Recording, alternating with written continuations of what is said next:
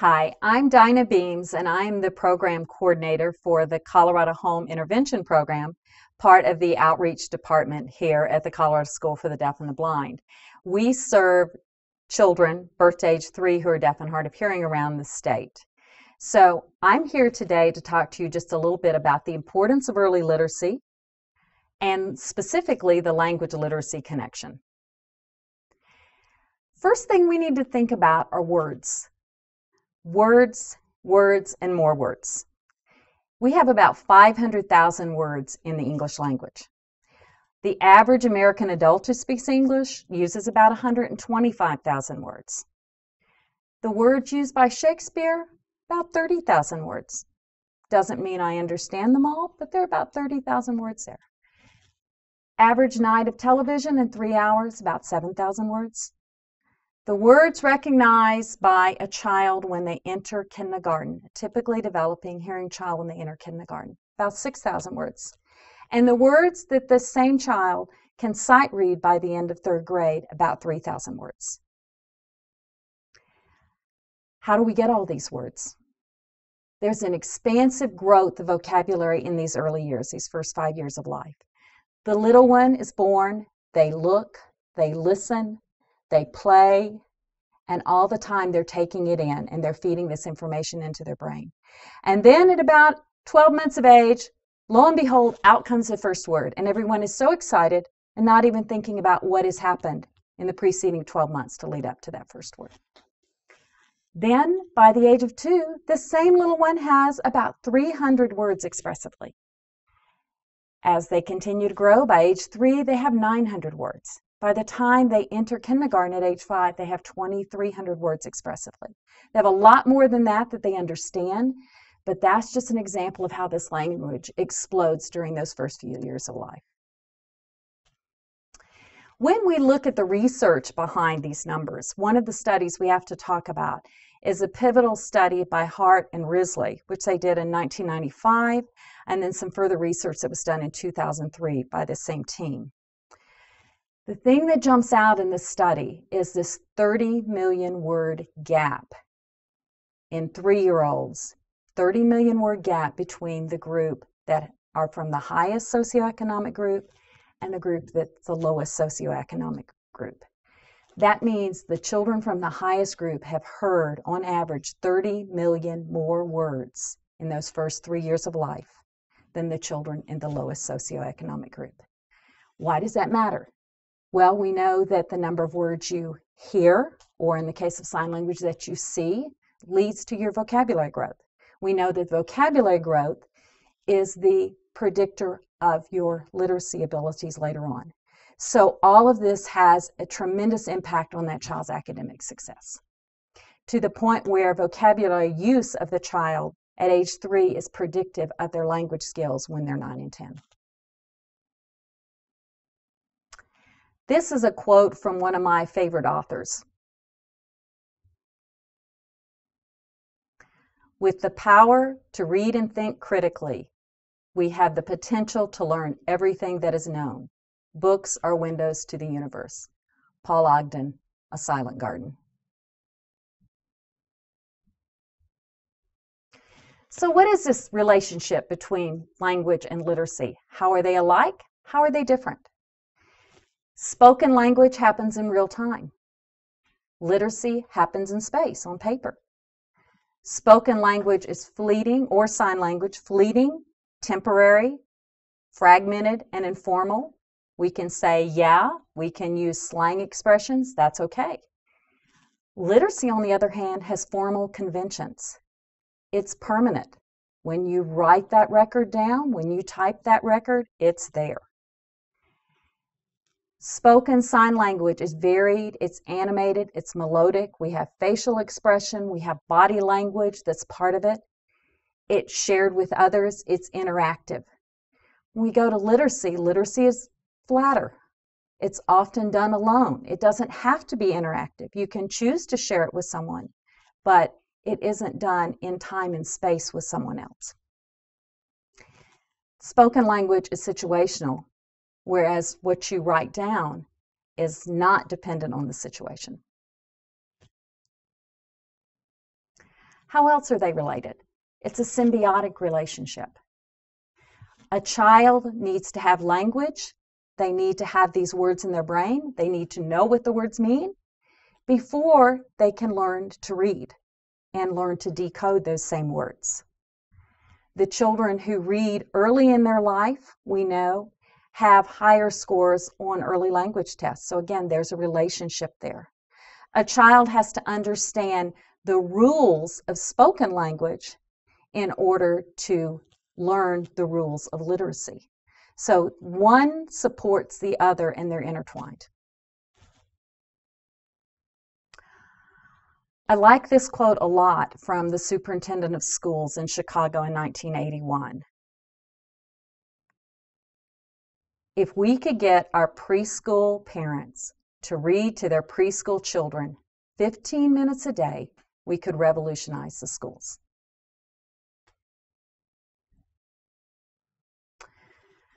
Books are one way that we encourage this communication, this language development. How do they do that? Well, when we look at books with a young child, so again, my focus here is on the little ones. When we look at books with a young child, the child develops concentration, they develop an extended attention span, it gets them involved with their caregiver, there's bonding that takes place, there's imitating, there's labeling, there's expanding, there's turn taking. All of these things happen very naturally when you're sharing a book. When you read, when you reread, you reinforce these new words, and it helps the child to learn about particular concepts. So I want to look at some research and some information that was put together by a team in 2001, Paulson, Noble, Jepson, and Vanderpool. They compared language and literacy in different stages. So one thing you're going to notice is that they're the same stages where the child has to learn the same thing, but the age span is shifted. In other words, you have to have the language basis before you move on to the literacy basis.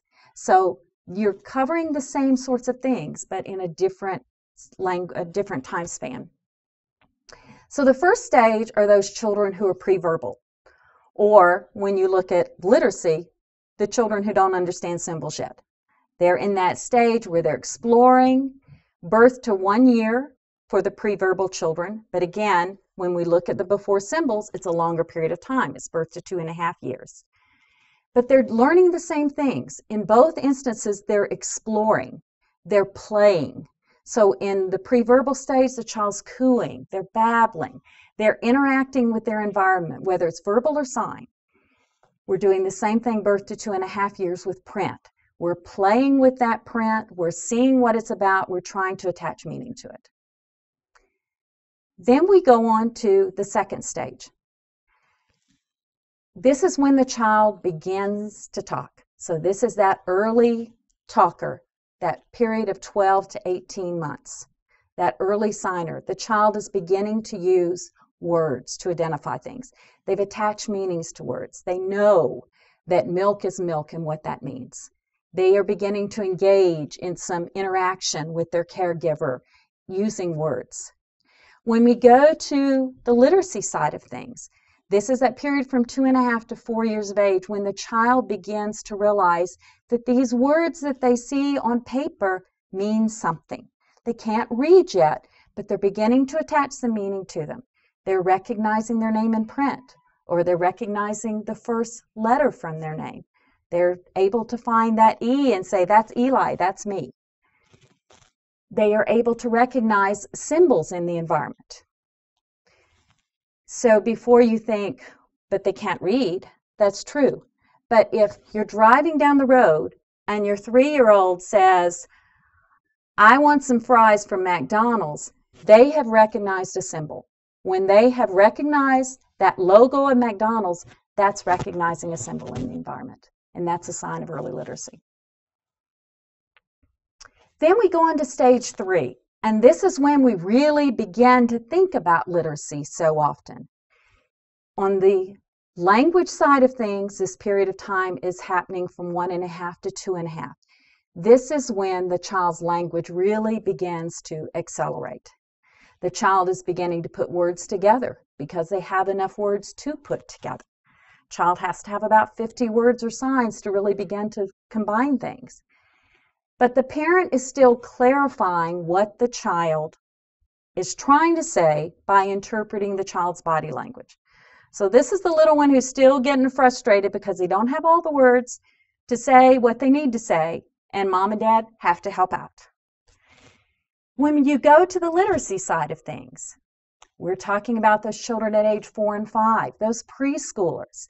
They're beginning to realize that a particular alphabet letter has a name and it makes a sound, and they're tying that together. They're beginning to understand that these letters, when you put them together, have meaning. And toward the end of this stage, they may begin to play around with spelling, and they're quite proud of themselves when they are learning to write. Then as we move on to stage 4, this is when that vocabulary just really takes off. This is the period of time in language learning when the children are learning so many words and using so many words on a weekly basis that you can't keep up. This is the period of time when a child overhears a word, and it may be a word you didn't want them to overhear, and they then use it appropriately, and no one had to teach them that word. They're putting syllables together. They're becoming aware of sentence expansion. They are loving the names of things, like the names of every single dinosaur, and they're very proud that they know the names, even when mom and dad may not know all the names.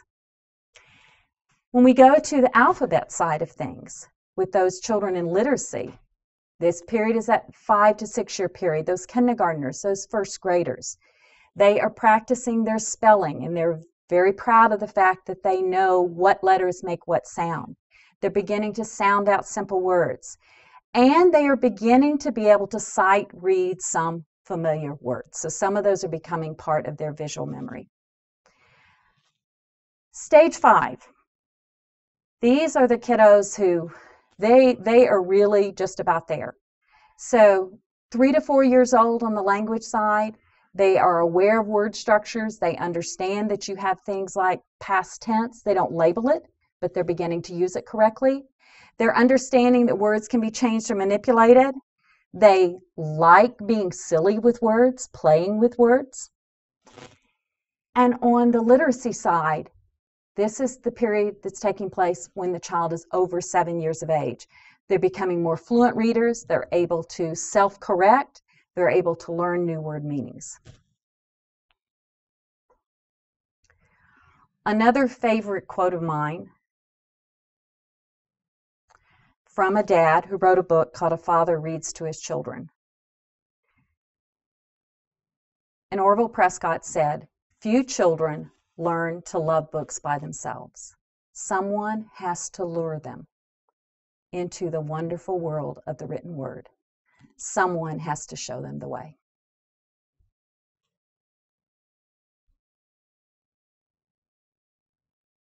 So, we've had all this theory. What does it mean? What are our literacy milestones? What are we looking for with our little children? What do we need to do to develop these skills in our children? Well, Alice in Alice in Wonderland kind of gave us a clue when she said, "What is the use of a book," thought Alice, "without pictures or conversation?"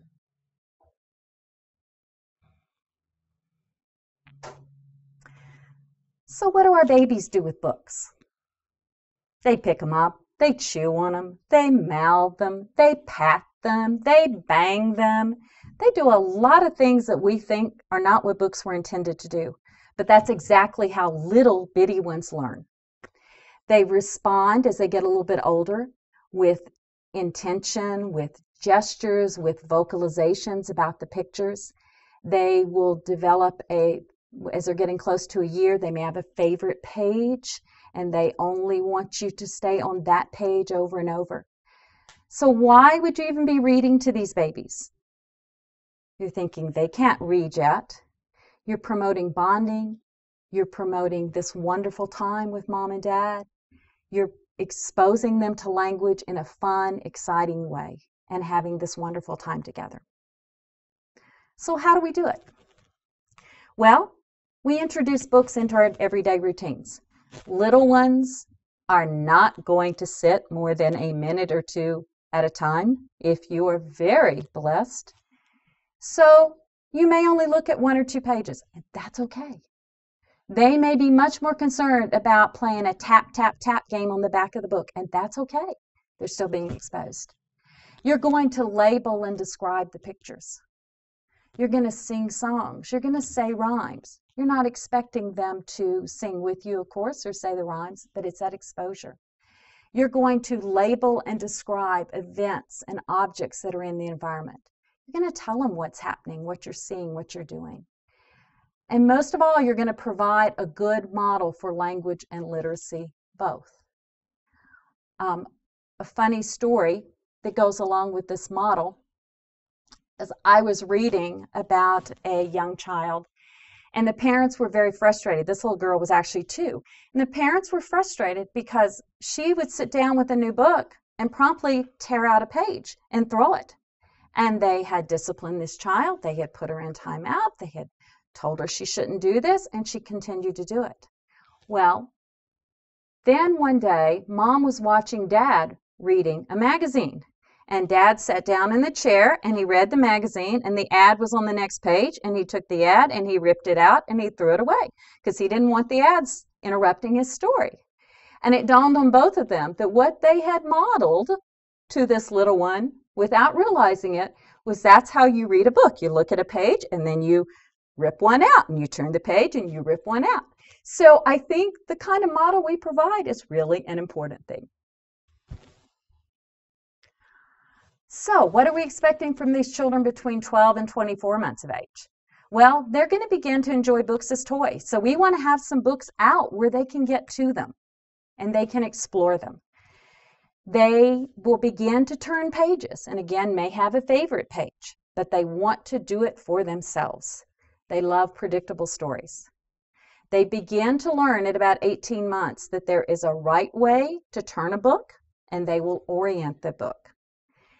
They will begin to point out familiar objects. You can say, "Where's the kitty?" and they will point to it. You can say, "What does the cat say?" and they'll say, "Meow." They like the same books over and over and over and over. So what do parents do? Well, the first thing you need to do is be willing to read that same book over and over and over and over. You talk about the events in the book. You relate these events to what's happening in your life. If you read the book, "I Went Walking," and then you take the child on a walk, you can use some of the same phrases from the book. "I went walking. What did you see?" And you talk about it. You provide materials for drawing. Even though that's very messy when they're little, you still want to have it available to them. You begin to point out those symbols in the environment. You begin to point out the store logos and other things that you see as you're driving. You sing songs, you repeat rhymes again, and you provide a good model for language and literacy. Are you noticing a pattern here? From 24 to 36 months. This is when the children really want to choose their own books. Again, they want the same book over and over and over.